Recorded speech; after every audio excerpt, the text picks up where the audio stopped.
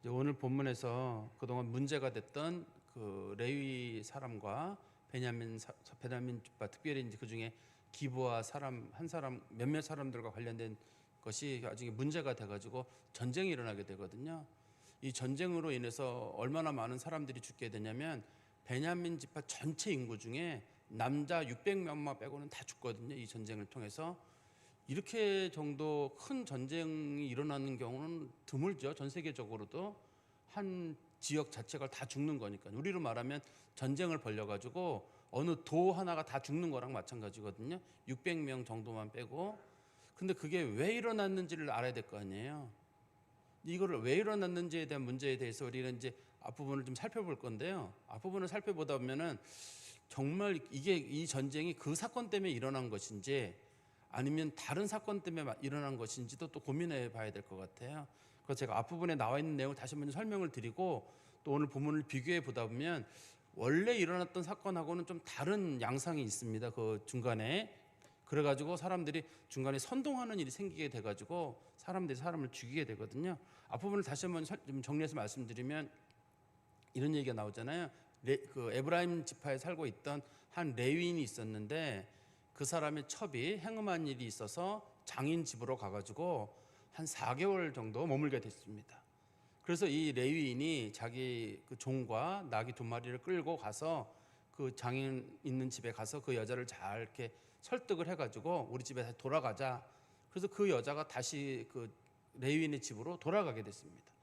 돌아가던 길에 날이 어두워가지고 어느 곳에 머물러야 되는데 그래도 이왕이면 우리 저 유대인이 있는 곳, 이스라엘 백성들이 있는 곳 그곳에 머물러야 되겠다 싶어가지고 여부수 사람이 살고 있는 당시 예루살렘이 이방인이 살고 있었거든요. 그래서 여부수 사람이 살고 있는 그곳이 아니라 그래도 우리 그 같은 민족이 살고 있는 그래서 이제 기브아라고 하는 곳에 거기 머물게 돼요. 거기 머물게 됐는데 마침 그때 그 동네 사람들은 아무도 그 사람 그 레위인과 레위인의 첩하고 그다음에 그 종을 받아들여 주지 않는데 에브라임 지파에 살고 있던 한 노인이 마침 그 동네에 살고 있던 사람이 있었는데 그 사람이 우리 집에 들어와라. 그래서 그 사람네들이 그 노인 집에 들어가서 이제 식사도 하고 발도 씻고 이제 쉬는 시간을 갖게 됩니다.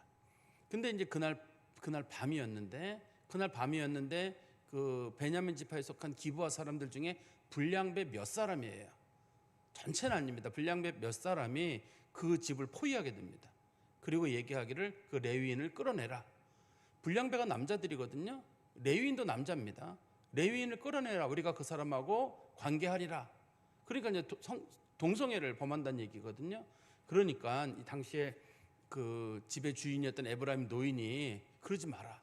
나한테 결혼하지 않은 딸이 있고 또 이 레위인의 첩이 있으니 이 사람들 데리고 가서 어떻게 해라.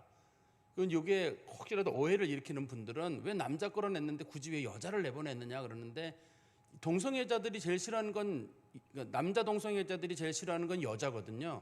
남자 동성애자는 남자를 좋아하고 여자 동성애자는 여자 좋아하잖아요. 그러니까 남자 동성애자들한테 여자 데려가라 그러면 그 사람들이 싫다고 막 그럴 거 아니에요. 이제 그런 사이에 시간을 벌려고 그렇게 하는 겁니다. 굳이 뭐 일부러 여자들을 학대하려고 한 건 아니에요. 내 딸하고 이 첩이 있으니까 이 사람 데려가서 해라.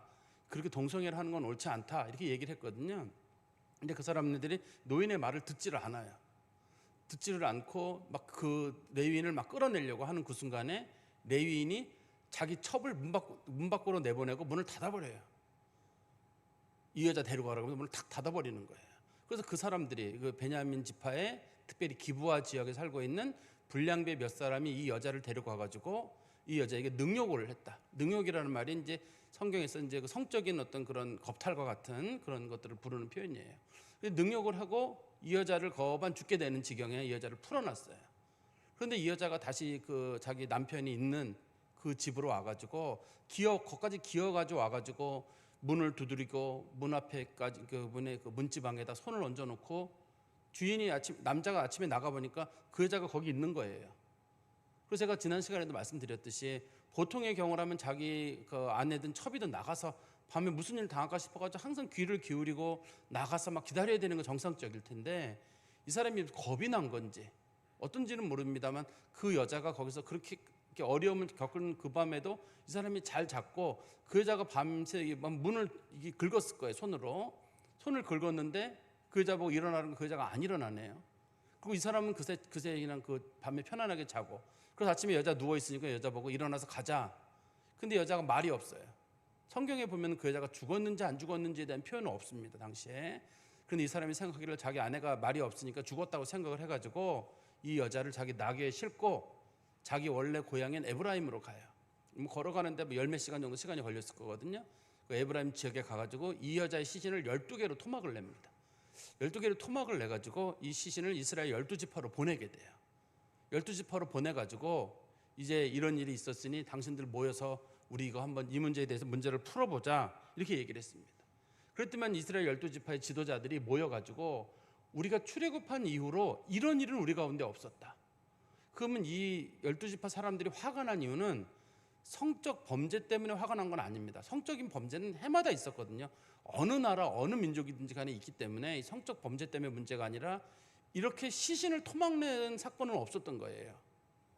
시신이 토막낸 사건은 없으니까 그러면 도대체 시신을 토막낸 일이 왜 있는 거냐, 그것도 들어보고 한번 우리 이것 때문에 한번 좀 문제를 좀 살펴보자. 그래서 사람들이 모이게 되거든요. 오늘 본문에 나오는 내용들이 그런 관련된 내용들이에요. 그런데 제가 지난번에도 말씀드렸었는데 레위인은 자기가 그 여자의 죽음에 대해서 방조를 했거든요. 그 문 밖에 그 여자가 집 밖 돌아왔는데 밤새 문을 두들겼는데 문을 안 열어주고, 또 그 여자가 죽었는지 죽지 않는지 확인도 안 하고 나귀에 싣고 가서 그 여자 시신을 훼손하고, 이런 건 누가 한 거냐면 레위인이 한 거예요. 당시에 성적인 어떤 폭행을 한 사람은 기브아에 있는 불량배들인 거고, 이 여자가 죽는데 직접적인 역할을 한 사람은 누구냐면 레위인이에요. 남편입니다. 당시에 남편이 직접적인 역할을 한 건데 남편은 태도를 이제 바꿔버렸어요. 자기가 피해자인 거예요. 나는 아무 책임이 없는 거예요. 나는 아무 책임이 없고 이 모든 책임은 기브아에게 있다. 시신을 토막낸 건 왜 냈느냐? 그것도 마찬가지예요. 시신 토막낸 거는 우리 이렇게 민족에게 이런 성적 폭행 문제가 돌아다니고 있는데 이걸 보니 내가 못 견디겠다. 그런 식으로 이제 얘기를 하는 거예요. 그러니까 사람들이 이 성폭행 문제 때문이 아니라 도대체 시신을 토막낼 만큼 그만큼 큰 사건이 도대체 있느냐? 성경에서 시신 토막낸 게 없잖아요. 없는 사건이니까 이거를 가지고 이스라엘 백성들이 모여가지고 전쟁을 위해서 이제 모이게 됐는데, 그러면 그 레위인은 시신을 왜 보냈을까요? 그 12지파에.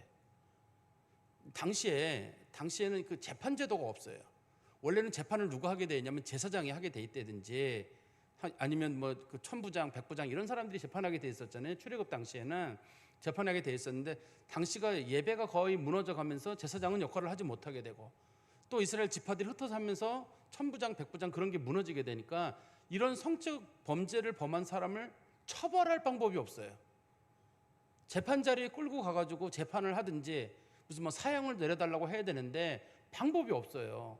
그러니까 이 사람이 생각하기를 어떻든 이거를 우리 민족 회의에다가 회부해가지고 우리 민족의 이름으로 이 사람을 처벌을 해야 되겠다, 그렇게 얘기를 한 거거든요. 근데 지금 여기서 문제가 된 사건은 뭐냐면 이 레위인이 자기가 가지고 있는 분노가 있잖아요. 내 첩이 죽은 문제, 이 분노를 민족의 분노로 만드는 거예요. 개인에게 있던 분노거든요.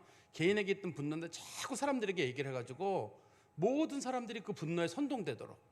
근데 실제로 책임은 누구에게냐면 레위인에게 책임이 제일 많아요. 이 사람이. 레위인들은 원래 사람들이 분노를 일으키더라도 분노하지 마라, 싸우더라도 싸우지 마라, 말려야 되는 위치에 있는 사람이거든요. 근데 자기에게 어떤 분노가 일어나니까 그 분노를 이걸 확대시키는 거예요. 확대시켜가지고 이걸 민족의 분노로 만들어가지고 한 지파가 이스라엘에서 큰 문제가 생기도록 그렇게 이제 만들었던 게 이제 우리가 지난번에 봤던 앞부분에 관련된 내용이거든요. 우리 한번 20장 1절에 보시면, 이에 모든 이스라엘 자손이 다넷에서부터 브엘세바까지와 길르앗 땅에서 나와서 그 회중이 일제히 미스바에서 여호와 앞에 모였으니. 지금 이스라엘을 우리가 보통 부를 때, 이스라엘이라는 것을 우리가 부를 때 어떻게 부르냐면 단에서부터 브엘세바까지, 이걸 이스라엘이라는 영토의 기준입니다. 이게 그래서 제일 위가 단 부분이고 제일 아래가 브엘세바니까 가나안 땅 지역에 있는 사람들이 다 모였다는 뜻이에요. 그리고 오른쪽 지역, 요단강 동쪽 지역을 성경은 길르앗이라고 부르거든요. 길르앗에서도 사람들이 나왔다. 그러니까 그 가나안 땅이라고 불려지는 지역의 사람들이 다 오고 요단강 동쪽에 있는 뭐 루벤 지파, 갓 지파, 므낫세 반 지파가 있었거든요. 그 사람들이 살고 있는 지역, 지금은 거기가 성경에서 길르앗이 요즘 요르단입니다. 요즘 그 국경으로는 요르단 지역인데 그쪽에 있는 사람들도 같이 여기 다 모였다는 뜻이에요. 모였는데 그 회중이 일제히 미스바에 모였다. 그런데 이 미스바에서 여호와 앞에 모였다고 하는데 우리가 미스바라는 말을 많이 들어봤잖아요. 미스바라는 말이 이제 중요하게 사용되는 경우는 나중에 이게 누구 때문에 중요하게 사용되냐면 사무엘 때문에 그래요. 사무엘이 중요한 회의를 할 때마다 미스바에 모이고 사울 왕을 왕으로 세울 때도 미스바에서 하고 백성들을 돌보고 재판을 할 때도 미스바에서 하거든요, 당시에. 그런데 왜 미스바가 중요한 장소가 됐는지는 모르겠어요. 이 사람들이 왜 여기서도 미스바에 모였는지를 정확히 알기가 어려워요. 우리가 이해하기가 참 어렵습니다. 이게 왜 어렵냐면 미스바에 무슨 큰 사건이 있던 적이 없어요. 이스라엘 백성들이 그 출애굽한 이후로 이때까지 출애굽한 지 얼마 안 되는 시기거든요. 출애굽한 지 얼마 안 되니까 여기에 그 우리가 알 수 있는 인물이 나오는데 한번 20장 28절에 보세요. 20장 28절에 보시면 우리가 시대를 알 수 있는 사람이 거기 나옵니다. 아론의 손자인 엘르아살의 아들 비느하스가 그 앞에 모시고 섰더라. 이 비느하스가 나오는데 비느하스는 우리 민수기나 신명기에 보면은 당시 이스라엘 백성들이 시딤 계곡에서 그 당시에 모세가 있을 때입니다. 이때 모세가 있을 때인데 시딤 계곡에서 그 모압 여인들하고 성적 관계를 가질 때 그때 성적 관계를 갖는 것을 하나님 앞에 죄로 봐가지고 그 사람들 죽이는 일에 앞장섰던 사람이거든요. 그러니까 이 사람이 출애굽 시대에 살아있던 사람이에요. 그 사람이 있던 시대입니다. 이게 같은 시대예요. 이때가 같은 시대니까 그 이 일이 출애굽 있고 나서부터 당시 출애굽 때 우리가 아론이 있었고 그다음에 아론의 아들이 있었고 비느하스가 아론의 손자거든요. 아론의 손자니까 여기 출애굽 시대 사람이기도 하고 또 출애굽하고도 비느하스가 살아 있었으니까 시기적으로 그렇게 오래된 시기가 아니잖아요. 적어도 100년 이내에 있던 보통 2, 3세대를 지나는 그 사이에 있던 사건이거든요. 당시에. 근데 이스라엘 백성들이 출애굽하고 나서 얼마 별로 지나지 않았던 이 시기인데 이때 이런 그 큰 사건이 일어났는데 그 전에 그럼 이스라엘 백성들이 머물렀던 그런 성막이 있던 장소는 굳이 제일 처음에 이스라엘 백성들이 출애굽했을 때 성막이 어디 있었냐면 길갈이라는 데 있었어요. 그게 요단강 바로 옆에 붙어 있거든요.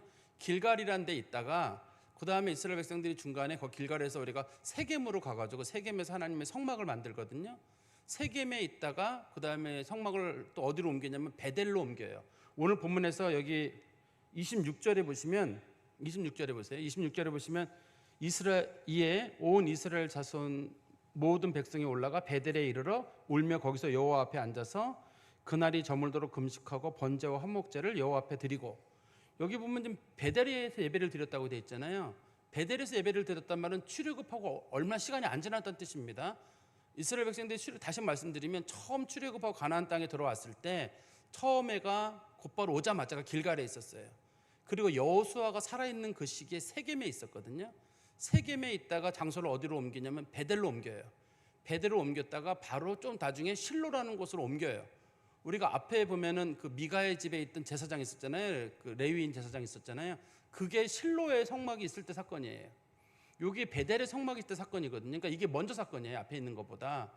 그러니까 이게 시기적으로 굉장히 앞선 사건이에요. 이게 우리가 이해가 안 되는 거예요. 아니 출애굽한 지 얼마나 됐다고 이 사람네들이 또 여호수아나 모세나 또 그 앞에서 같이 섬기던 그 장로님들이나 나이 많던 사람들이 섬기던 그 사람들 중에 상당수는 죽었지만 그래도 살아있는 사람이 일부 있을 거거든요. 어떻게 이렇게 빨리 타락을 할 수 있을까? 사람들이 이렇게 막 성폭행 문제도 그렇지만 사람들 시신을 막 훼손하고 이런 일이 여기서는 성폭행도 큰 죄지만 이 사건이 일어난 거는 이 시신 훼손 문제입니다. 이거를 지금 레위인은 책임을 성폭행 문제 때문에 이 일이 일어났다고 주장을 하지만 지금 사람들이 일어나서 전쟁을 하는 거는 시신 훼손한 사건을 보고 야 이렇게 우리 민족에 큰 일이 일어났으니 우리 한번 모여보자. 성폭행 문제 때문에 모인 건 아닙니다. 왜냐하면 나중에 이 사람들이 시신 훼손 때문에 모인 다음에 시신을 왜 훼손시켰느냐고 물어보는 건 나중에 오늘 본문의 4절부터 나오거든요. 그러니까 시신 훼손은 몰라요. 아직까지는 그냥 성폭행은 모르고 시신 훼손에 관련된 내용만 알고 있을 때거든요. 그러니까 이 사람들이 이 문제에 대해서 지금 정확한 상황을 잘 모르고 모이는 정도였거든요.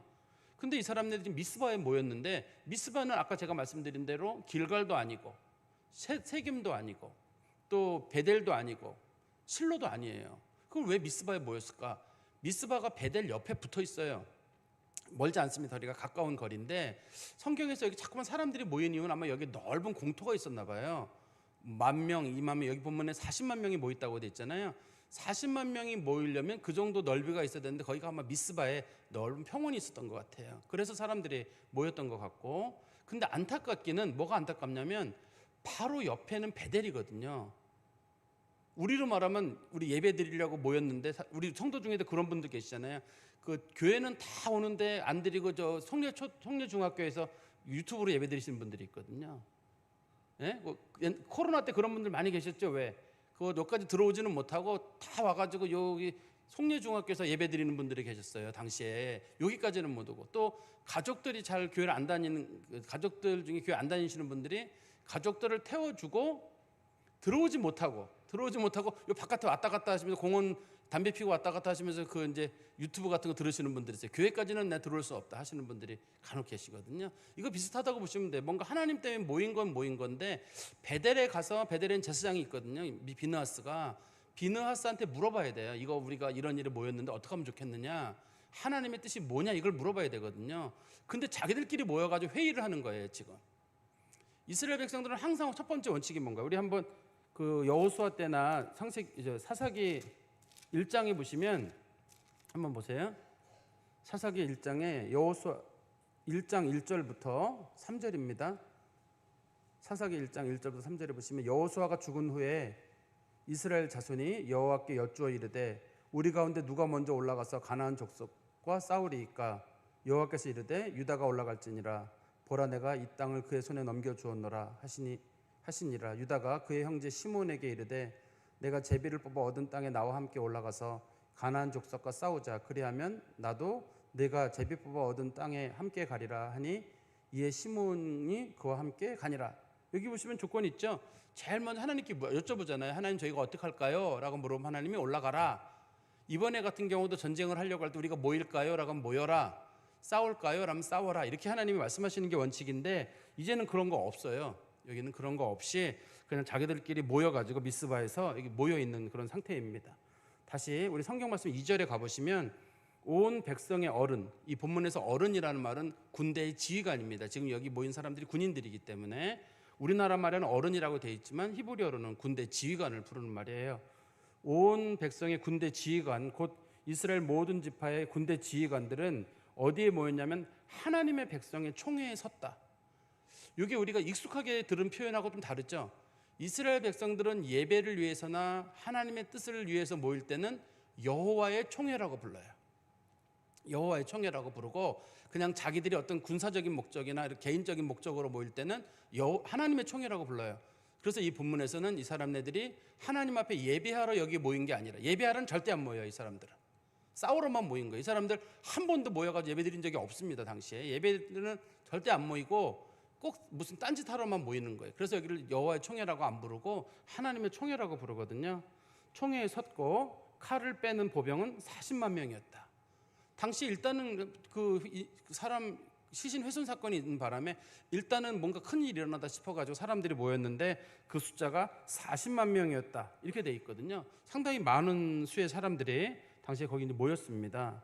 그런데 3절에 보시면, 이스라엘 자손이 미스바에 올라간 것을 베냐민 자손이 들었더라. 이스라엘 자손이 이르되 이 악한 일이 어떻게 일어났는지 우리에게 말하라.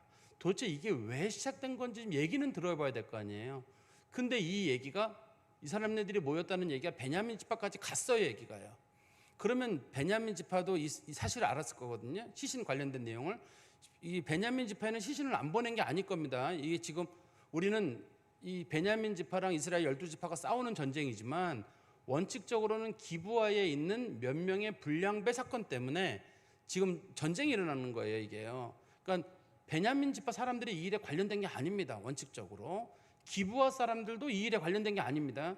그 중에 몇 명만 그런 거예요. 몇 명만 그런 거니까 모든 지파에 사람들을 보내요. 사람들을 보내고 또 그 시신을 보내가지고, 어떻든 시신을 보냈다는 얘기를, 최소한 만약에 이 레위인이 난 베냐민 지파라서 안 보냈다 하더라도 이스라엘 다른 12지파에라도 이 시신이 가면서 베냐민 지파에 연락이 갔을 거거든요. 그러면 베냐민 지파 사람들이 같이 모였다. 모이게 되면 얘기를 할 거 아니야. 어떻게 된 거냐. 이렇게 됐다 그러면 그거 우리 지파 내에 있는 소수의 그 불량배들이 한 것이니까 우리가 그럼 그 사람들을 끌어내가지고 그 사람들을 처벌하자. 이러면 끝나는 일이에요. 그러면 간단하게 이 문제가 끝나는 일이거든요. 근데 베냐민 지파 사람들이 이제는 여호와의 총회나 하나님의 백성의 총회보다는 자기 지방색으로 굳어지는 거예요. 이제는 우리 베냐민 지파에 속한 기브아에 있는 그 사람들 누구도 건드려서는 안 된다. 그 사람들이 한 거는 무조건 옳다는 거예요. 그 사람들 편을 들기 위해서 이 사람들이 여기 안 모인 거거든요. 이 사람들이 여기 왔으면 얘기가 될 거 아니에요. 내가 그 밤에 오다가 중간중에 에브라임 노인 집에 들렀는데 그때 그 뭐 성폭행 문제가 있어가지고 내 아내가 죽었다. 그래서 내가 이렇게 시신한 거다. 그럼 나쁜 놈들이네. 그러면서 이제 기브아에 있는 사람들 중에서 몇 명만 골라내면 되고 책임자만 처벌하면 되잖아요. 이거는 책임자를 처벌하는 문제가 아니잖아요. 어떻게 하는 거냐면 우리 위례로 말한다 그러면 위례 지역에서 청소년들이 2명이서 어떤 좀 담배 피는 사건이 있었다. 그러면 위례에 담배 피는 사람들 전부 죽여라. 이게 합리적인 게 아니잖아요. 담배 피는 사람들 2명이 있었고 그중에 청소년 2명이면 걔네를 찾아내가지고 걔네들이 왜 폈느냐 청소년들이 이거 옳지 않다 이렇게 지도를 해줘야지. 담배 폈다는 이유로 그 위례에 있는 모든 사람들 노인이고 애들이고 남녀 상관없이 모든 사람에게 책임을 물을 수는 없는 거 아니에요. 지금 그 상황까지 그럼 가고 있는 중이기 때문에 베냐민 지파 사람들이 와가지고 우리가 그 사람들을 끌어내서 책임을 지게 하겠다라고 하면 끝나는 문제예요. 이 문제가요. 근데 베냐민 지파 사람들이 들었다고 성경이 말하는 이유는 그 사람들이 들었지만 오지 않아요. 이제부터는 지방색이나 지파색이 있는 거예요. 이스라엘 공동체 개념은 없고 다 우리 따로따로예요. 너희들이 우리 지파 사람들을 건든다고 하는데 그거는 내가 용서하지 못한다. 이렇게 지금 얘기를 하는 거거든요. 그래서 이 레위 지파 사람에게 아까 말한 대로 다시 3절 뒷부분에 보시면 3절 중간에 보십시오. 이스라엘 자손이 이르되 이 악한 일이 어떻게 일어났는지 우리에게 말하라. 도대체 이 일의 자초지종이 어떻게 된 건지 설명을 해보라는 거예요. 그래서 4절부터 그 레위인이 설명을 합니다. 이걸 잘 들어보시면 레위인이 한 말이 맞는지 틀리는지 우리가 좀 알 수가 있습니다. 한번 보세요. 레위 사람 곧 죽임을 당한 여인의 남편이 대답하이르되 내가 내 첩과 더불어 베냐민에 속한 기브아에 유숙하러 갔더니 이거 맞는 일이죠. 돌아오던 길에 자기 종과 자기 첩과 그 다음에 나귀를 끌고 그 기브아 지역에 유숙을 하러 자러 들어갔었거든요. 그거는 맞는 말이에요. 근데 5절에 기브아 사람들이 나를 치러 일어나서 나를 죽이려고 들어왔다는 거거든요. 치러 들어왔다는 말이. 근데 이 사람을 죽이러 들어온 건 아니에요. 지금 이 사람하고 동성애를 하겠다고 지금 들어온 거였거든요. 밤에 내가 묵고 있는 집을 에워싸고 나를 죽이려고 했다. 나를 죽이려고 해서 그 사람이 나를 죽이려고 하다. 그 사람을 죽이려고 한 적이 없어요. 그리고 내 첩을 욕보여 그를 죽게 했다. 첩을 욕보인 거는 맞아요. 그렇지만 첩을 내보낸 건 이 사람이에요. 첩을 내보낸 건 이 사람이고 그 첩이 죽게 한 사람은 레위인이에요. 아까도 제가 말씀드렸듯이 이 첩 문제에 대해서 욕을 보이고 능욕한 사람들은 기브아 사람이 맞아요. 그렇지만 첩을 내보내고 그 다음에 첩이 죽도록 방치한 사람은 레위인이에요. 근데 이 사건이 어떻게 만들어졌냐면 강도가 들어와가지고 나랑 내 첩을 죽이려고 하다가 내가 죽이려고 나를 못 죽이고 내 첩을 끌고 가가지고 능욕하고 그 사람을 죽였어. 마치 강도범들이 들어와가지고 그 여자를 납치해서 간 것처럼 그래서 죽었다는 식으로 얘기를 해서 레위인은 아무 잘못이 없는 거예요. 여기서는요. 자기가 한 건 아무 잘못이 없는 겁니다. 그래서 6절에 내가 내 첩의 시체를 거두어 쪼개서 이스라엘 기업의 땅에 보내었나니 이는 그들이 이스라엘 중에서 음행과 망령된 일을 행하였기 때문이라. 보통 여기서 음행이라고 불려지는 거는 매춘 같은 거를 부르는 말이고 망령된 일은 성적 타락을 부르는 말이거든요. 일반적으로. 그러니까 나는 이게 지금 12토막을 낸 이유는 성적인 범죄가 이스라엘에 만연하기 때문에 이 성적인 범죄를 근절하기 위해서 이런 극단적인 선택을 하게 됐다는 거예요. 극단적인 선택을 하게 된 거니까 이거는 나를 이해를 해달라. 그러니까 자기는 이 문제에 대해서 그 자기가 만약에 얘기를 할 때 이렇게 얘기를 하면 그날 사실은 이렇게 정확한 상황을 설명하는 거예요. 그 사람들이 동성애를 하러 이렇게 왔는데 그 에브라임 노인이 나가서 설득을 했는데 안 들었다. 그래서 나도 뭐 방법을 찾다가 안 됐는데 갑자기 그 사람들이 막 들어올 분위기여 가지고 내가 얼떨결에 내 첩을 바깥으로 내보냈는데 그 사람들이 첩을 능욕하고 나서 돌려보냈는데 첩이 문 앞에서 이제 죽어가고 있는데 나는 그날 방에서 자고 있었다. 기다리지는 않았다 나는. 근데 그날 아침에 가려고 하는데 나는 내 첩이 죽은 사람인지 확인하지 않고 그냥 낙에 싣고 그냥 집에 왔는데 보니까 죽었더라. 그러면 사람들이 네가 죽일 놈이네 이렇게 갈 거예요. 어떻게 네가 그 밤에 그 여자를 내보낼 수 있느냐. 어떻게 그 여자, 제가 말씀드린 이 여자가 나이가 열 몇 살밖에 안 되는 여자라고 얘기 드렸잖아요. 열 몇 살밖에 안 되는 여자를 어떻게 내보냈느냐 네가. 이 레위인의 첩은 성적 관계가 없는 여인이라고 제가 말씀드렸잖아요. 성관계를 레위인하고 한 적이 없는 여인으로 히브리어로 그렇게 돼 있단 말이에요. 그래서 그런 게 없는 12살, 13살밖에 안 된 그 여자애를 내보내가지고 그런 일을 했다 그러면 사람들이 아니 네가 나쁜 놈이네. 어떻게 그 어린 사람을 그렇게 내보낼 수가 있느냐. 그리고 어떻게 잠을 잘 수 있느냐. 새벽에 일어나가지고 그 여자가 문 걸려 있으니까 툭툭 치면서 일어나 빨리 가자. 아니 어디 아프냐 안 아프냐 난 물어보지도 않고 이렇게 그냥 끌고 그냥 갔다는 거예요. 그러면 이게 화살이 어디로 갈 거냐면 레위인에게 돌아올 거예요. 네가 인간이냐 이렇게 나올 거거든요. 사람들은 성폭행한 범죄에 대한 책임을 물을 게 아니라 이 사람에 대해서도 문제를 물을 거예요.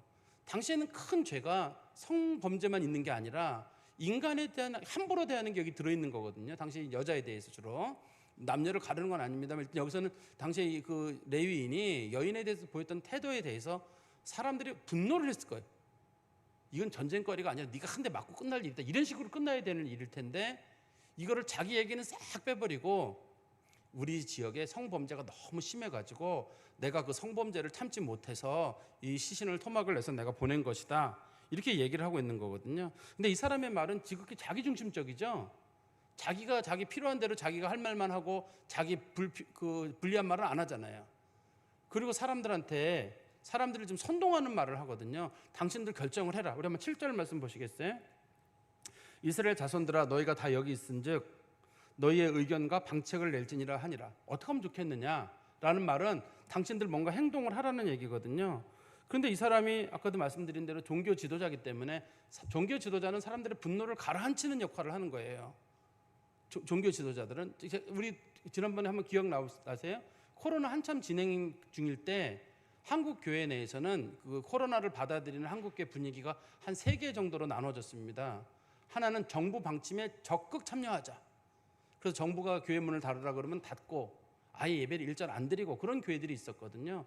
어떤 교회들은 정부의 방침에 반대해가지고 막 시위를 하고 나가가지고 정부를 상대로 고소 고발을 하고 이런 교회들이 있었거든요. 저희 같은 경우는 특별히 그런 정부 방침에 대해서 우리는 반대를 하면서도 우리가 기도하고 좀 우리가 양보할 수 있는 부분 양보하고 기다려 봅시다.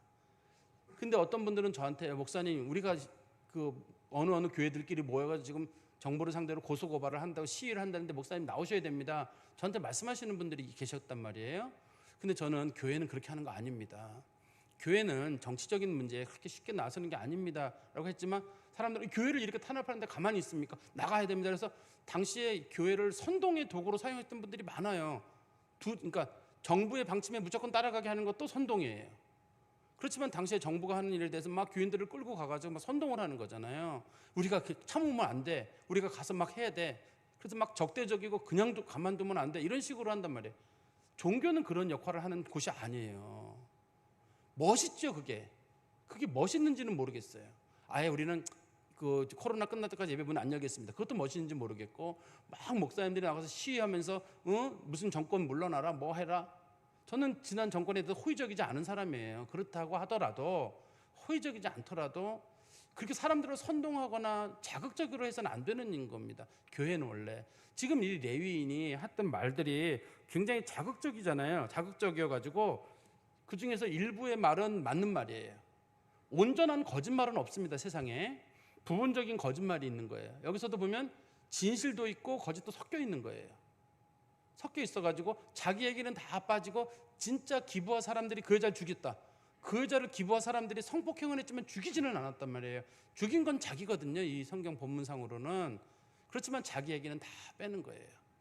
우리 중에도 그런 사람들이 얼마든지 있을 수 있잖아요. 무슨 얘기할 때 같이 똑같이 얘기 나눈 다음에 자기는 싹 뒤로 빠지고 그때 아무개가 그때 그랬어. 그러면 사람들이 가서 물어보면 그 아무개한테 너 그때 왜 그랬냐 그러면 아니 나 그때 얘기하던 중에 얘기가 나왔다. 이렇게 얘기를 하는데 그럼 얘기 안 했냐? 하긴 했는데 그게 그 뜻은 아닌데 했더니 했잖아. 그리고 이제 공격을 하는 거랑 똑같은 거예요. 그래서 지금 이게 선동을 통해 가지고 사람들로 하여금 이렇게 좀 전쟁을 벌이도록 지금 일을 만들어가고 있는 거거든요. 우리 한번 다시 8절 말씀에 가보세요. 모든 백성이 일제에 일어나 이르되 우리가 한 사람도 자기 장막으로 돌아가지 말며 한 사람도 자기 집으로 들어가지 말라. 장막이라는 말과 집이란 말이 같이 나온 걸 보니까 당시에 사람들이 일부는 아직까지 유목 생활을 하고 있고 그 사람들은 장막에 살고 있고 일부는 머물러 사는 거, 소위 정주 생활이라고 하잖아요. 집을 짓고 사는 사람들. 그러니까 이스라엘에서 천막 치고 사는 사람들이 일부가 있고 일부는 집을 짓고 살고 있으니까 아직까지 완전하게 이스라엘 사람들이 가나안 땅에 정착하지 않았을 때라는 뜻입니다. 이때가. 그리고 9절에 보시면 우리가 이제 기브아 사람에게 이렇게 행하리니 곧 제비를 뽑아서 그들을 치되, 자, 우리가 제비를 뽑아가지고 어떻게 저 사람들을 공격할 것인지에 대해서 공격 방법을 찾아보자. 그런데 이 문제에 대해서 고민해 봐야 되잖아요. 정상적이라면 이때가 아까 제가 말씀드린 대로 비느하스가 살아있는 시기거든요. 그러니까 이스라엘의 영적인 지도자들이 있는 이 시기인데도 기도한다는 말이 안 나오는 거예요. 아까 제가 말씀드렸잖아요. 1절에서 3절에 보면 여호수아 죽고 난 다음에도 사람들이 우리 가나안 사람들 공격할 때 누가 먼저 공격했느냐 하나님께 여쭤보자. 하나님께서 유다 지파가 먼저 가라. 그러니까 유다 지파랑 같이, 유다 지파가 시몬 지파랑 같이 붙어 있거든요. 원래 유다 지파 안에 시몬 지파가 들어 있어요. 그 안에요. 그래가지고 그럼 우리 같이 가자. 그래서 같이 전쟁에 나가서 전쟁에 이기게 되거든요. 원칙적으로는 항상 하나님 앞에 물어보는 거예요. 근데 이 사람네들은 이제 투표를 하는 거예요. 제비뽑기라는 건 투표거든요. 근데 이 투표가, 제비뽑기나 투표가 지금 우리도 하는 일이에요. 그렇지만 기본적인 원칙은 항상 기도하고 하나님의 뜻을 구하고, 우리가 만약에 장로님들을 뽑거나 권사님들을 뽑을 때에도 마찬가지죠. 같이 하나님께 오랜 기도를 하고 하나님 제비 뽑는 게 투표 가운데 하나님 역사해 주시라고 하고 우리가 뽑는 거잖아요. 그런데 그런 거 일절하지 않고 성경에 보면 제비 뽑기는 하나님의 편에 달린 것이다. 제비 뽑기로 결정합시다. 그 제비 뽑기가 모든 결정이 기준이 돼버리면 그거는 하나님의 뜻이랑 상관없이 인간이 결정하는 거거든요. 그리고 나서 뒤에 가서 뭐라 그러냐면 제비 뽑기를 통해서 하나님이 역사하신다고. 기도를 통해서 하나님이 역사하시는 거지 왜 제비 뽑기를 통해서 역사를 하나요? 제가 최근에 저도 그 목사님한테 호의적으로 봤었는데 최근에 그 목사님 설교를 우연히 듣다 보니까 그건 좀 깜짝 놀랄 일이 있었어요. 어떤 분이 계셨냐면 그 목사님께서 설교 중간에 이런 말씀을 하시더라고요. 자기가 제일 꼴보기 싫은 사람이 그런 사람이래요. 어떤 문제에 부딪혔을 때 하나님 앞에 기도해보고 하나님의 응답을 내가 받아보고 하나님의 뜻을 묻고 난 다음에 결정하겠다. 그렇게 말하는 사람이 자기는 제일 꼴보기 싫대요. 아니 하나님의 뜻을 네가 들으면 구별이나 하냐고. 그냥 잘 생각해보고 하겠다 이렇게 얘기를 해야지, 꼭 경건하지 않은 것들이 하나님 뜻을 물어본다, 기도해보고 결정한다 그런다는데 너무 꼴보기 싫다는 거예요. 나는 그때부터 이 목사님이 갑자기 꼴보기 싫어지더라고요. 왜 우리는 하나님 앞에 여쭤보고 그리고 내 생각도 하는 거고 하나님께 여쭤보고 제비 뽑기도 하는 거고 이렇게 하는 거거든요, 원칙적으로. 근데 그분은 하나님께 여쭤보는 그런 행위 자체가 교만한 사람들이 마치 자기가 하나님과 무슨 대화나 하는 것처럼 특별한 어떤 관계를 갖는 것처럼, 이 소위 그분이 속한 교파의 사람들은 소위 기독교에 있어서 하나님의 어떤 능력이나 신비감 이런 것들을 배제하는 교단이거든요. 그러다 보니까 아마 그런 거를 강조하셨던 것 같아요. 그렇게 하셨던 것 같은데, 여기서도 제일 안타까운 게 뭐냐면 당시 비느하스라고 하는 경건한 사람이 있었기 때문에 가서 여쭤보면 하나님 답을 줘요. 뒤에도 답을 줍니다. 이 사람네들이 나중에 전쟁하다가 문제가 될 때 하나님께 여쭤보거든요. 하나님 답을 줘요. 뒤에 또 가면은 뒤에 답을 주는데 이 사람네들 하나님께 여쭤보지 않아요. 어떻게 하면 투표합시다 우리. 그래서 앞으로 우리 전도회든 어떤 모임 할 때도 항상 기도하고 그 하나님 제비뽑기 결과가 어떻게 나오지는 다 받아들여야죠. 하나님의 뜻인 줄 알고 기도하고 모든 일을 항상 기도로 시작하고 기도로 마치고 그 하나님의 뜻을 분별해야 되는데 사람들이 그렇게 하지 않고 이제 전부 다 좀 제비뽑기로 하자고 결정을 내리는 거죠. 그리고 10절입니다. 우리가 이스라엘 모든 지파 중에서 100명에 10명, 1000명에 100명, 10,000명에 1000명, 이거는 10분의 1이라는 뜻이에요. 모인 사람들 중에 10분의 1을 뽑아 그 백성을 위하여 양식을 준비하게 하고 그들에게 베냐민의 기브아에 가서 그 무리가 이스라엘 중에서 망령된 일을 행한 대로 징계하게 하리라 하니라. 여기 보니까 이스라엘 지파가 얼마나 많은지는 모릅니다만 군인들은 40만이 모였거든요. 군인 말고 이스라엘 지파 중에 10분의 1, 각 지파에서 10분의 1은 그 소위 이 사람들이 전쟁할 수 있는 군량미를 제공하는 거예요. 전쟁이 제대로 갖춰지는 거죠. 이거는 이 사람들이 가서 그 베냐민 지파에 속한 기브아 사람들, 그 사람들을 불러가지고 그 사람들에 대해서 지금 심판을 해야 되거든요. 몇 명만. 죄를 지은 사람만 심판을 해야 되는데 이제는 그게 아니라 전쟁을 하는 건 기정사실이 되고, 그 다음에 군량미는 장기적인 전쟁이 대비해가지고 군량미를 준비하기 위해서 10분의 1은 군량미를 운송하는 업무를 담당해라. 그래서 이제 그런 식으로 해서 전쟁을 하게 되는 거거든요. 좀 이 사람네들이 그 어떤 사람들이 같은 동네에 산다는 이유로 그 동네 사람들을 다 지금 심판하는 일을 하고 있는 거거든요. 이게 하나님 보시기에 옳은 일이 아니에요. 근데 이런 표현을 한번 보세요. 다시 10절 끝에 보시면 그 무리가 이스라엘 중에서 망령된 일을 행한 대로 징계하게 하리라. 그 사람네들이 행한 대로 그대로 갚는다. 이런 식의 의미가 지금 여기 들어있단 말이에요. 끝이 어떻게 될까요? 끝이 지금 기브아 사람들이 기브아 사람 불량배 몇 명이 레위인의 첩이 죽은 문제에 관련이 돼 있거든요. 성폭행하고 그런 사건에 관련이 돼 있어요. 이 전쟁의 뒤에 끝에 가게 되면 어떻게 되냐면 사람들은 기브아 사람들이 사람을 죽였다. 그러면 기브아 사람들이 속한 베냐민 지파 사람도 죽일 수 있다. 그러면 우리가 이 여인 죽음에 관련된 베냐민 지파 사람들에게 연락을 해서 그 사람들이 잘못을 인정하지 않으면 베냐민 지파를 죽여도 문제가 되지 않는다. 이런 식으로 문제를 확대시키는 거예요. 다시 한번 말씀드리면 지금 기브아에 연락을 해가지고 불량배 몇 명을 보내라 그렇게 얘기를 하거든요. 나중에 연락을 하는데 그 사람들이 안 보내거든요. 우리는 우리 지역 사람은 절대 못 내보낸다 이런 식으로 하는 거니까 그 문제 때문에 사람들이 그러면 베냐민 지파 전체의 책임을 묻는 거예요. 당신들의 책임을 물어서 당신들 우리가 죽인다 그러는데, 그래서 결과적으로 어떻게 되냐면 남자 600명만 살아남게 되고, 당시에 베냐민 지파 숫자가 얼마인지는 모릅니다만 적어도 인구나 군인들 숫자를 계산 뒤에 보면 군인 숫자가 27,600명인가 되거든요. 그 숫자를 기준으로 당시에 남녀 기준을 합치면 한 10만 명 정도 됐을 거로 보이는데 그 중에서 이 600명만 빼고는 다 죽여요. 근데 사람들이 양심의 가책이 없어요. 왜냐하면 살인자를 용인한 사람들을 죽이는 건 그대로 행한 대로 갚는다고 했으니까 살인자는 나도 죽여도 돼 이런 거 되잖아요. 그 다음에 이 사람들이 똑같이 성폭행을 행합니다. 어떻게 성폭행을 행하게 되냐면 전쟁에 참여할 때 길르앗 야베스 사람들이 당시 군인을 안 보냈거든요. 군인을 안 보낸 길르앗 야베스에 가가지고 길르앗 야베스에서 그 남자랑 그 다음에 성적 관계가 있는 여자 다 죽여라. 그리고 처녀들만 살려놔라. 처녀들이 600명 정도가 살아남게 되거든요. 그러니까 또 살인을 또 한 번 저지르게 되고, 그 다음에 나중에 그래도 숫자가 길르앗 야베스에 있는 여자 숫자가 400명밖에 안 돼요. 베냐민 지파 살아남은 사람이 600명이니까 그 200명 어디서 구하느냐? 실로에서 사람들이 모여서 여호와의 축일에 하나님 앞에 예배드리는 날에 같이 모여서 춤추는 여자들이 있으면 그 여자들 성폭행해가지고 200명 데려가라. 죄가 되지 않는다. 그건 우리가 책임진다. 이렇게 가는 거예요, 이게. 그러니까 사람들이 어떤 문제에 대해서 자꾸 선동을 당하게 되면 양심의 가책이 없어져요. 그 사람들이 죽였잖아. 그래, 나는 그러면 1000배, 10,000배로 나도 갚을 거야. 지금 한 명 죽은 사건 문제 때문에 그게 어떻게 수만 명, 수십만 명이 죽는 사건이 될 수가 있어요. 그 다음에 이 성폭행 당한 사건 때문에 다른 사람 성폭행하는 게 어떻게 그게 합리성이 될 수 있어요. 이게 지금 이스라엘 백성들이 전체가 죄를 저지르는 거잖아요. 한 지역에 몇 명 사람들이 죄를 저지르는 게 아니라 이스라엘 전체가 살인과 성폭행 전부가 연루가 되는 거예요. 우리가 나중에 뒤에 보면 살펴볼 거거든요. 근데 그래서 우리가 조심하라고 하는 게 그거예요. 이런 선거철이나 이럴 때 사람들이 막 말을 하기 시작하는데 그 말이 사람들을 자극해요. 사람들의 마음 처음에 나는 뭐 뉴스도 안 보고 뭐도 안 보고 그러다가 막 분노가 끌어올라요. 내가 좋아하는 누군가 얘기를 듣면 분노가 끌어올라가지고 무슨 이상한 행동을 하고 옳고 그른 거에 대한 판단도 없이 막 활동을 하는 거예요. 사람을 죽이고 뭐 하는데 전혀 뭐 부끄럽지 않아요. 최근에도 보면 뭐 사람들 누가 뭐 돌멩이로 때렸대나 뭐 칼로 뭐 했다거나 그 정치인들 그렇게 했다는 사람들이 나오잖아요.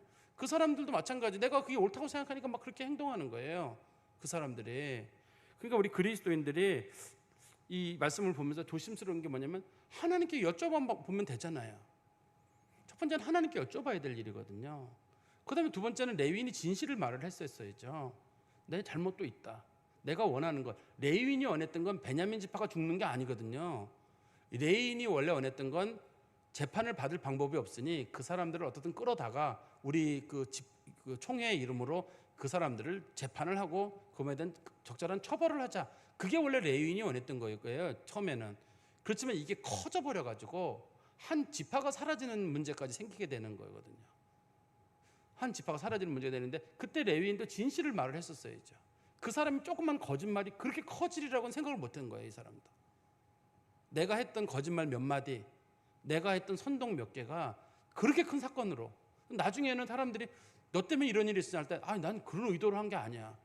의도로 한 게 아니라 할지라도 거짓말로 인해서 이런 큰 사건이 생기게 되거든요. 근데 이거는 우리도 한번 좀 고민해 봐야 될 문제인 것 같고, 특별히 우리 그리스도인들은, 다시 한번 말씀드리면, 우리 그리스도인들은 교회라고 하는 곳이 사람을 선동하거나 분노를 일으키거나 막 누구를 따돌리거나 그렇게 하는 데는 아니에요. 교회는 사랑을 하는 데고 용서를 하는 데고 사람들을 품어주는 데가 교회인 거지, 교회는 막 선동하고 싸우고 그렇게 하는 거 아닙니다. 원래 교회가. 근데 우리도 어느 시대에 막 정치적인 문제나 사회적 이슈에 막 휩싸이게 되면 옳고 그른 거 상관없이 막 사람 죽자고 막 달려들게 되고, 지나고 나보면 왜 그랬나 그렇게 하게 되고. 제가 옛날에 광우병 사태 때인가, 그때 제가 우리 교인들 중에 우스갯소리로 제가, 내가 그때 권사님 그 광우병 거기 그 찍은 사람들 사진에 본 것 같은데요. 그랬더니 목사님 보셨어요? 그러더라고 저한테. 거기 가셨대요. 거기에. 나는 못 봤어요. 사실은 그냥 한 소리예요. 그냥 지나가는 소리로 농담 삼아, 그때 당시엔 그분 집사님이었나? 집사님 아무튼 그때 거기 가셨던 것 같은데.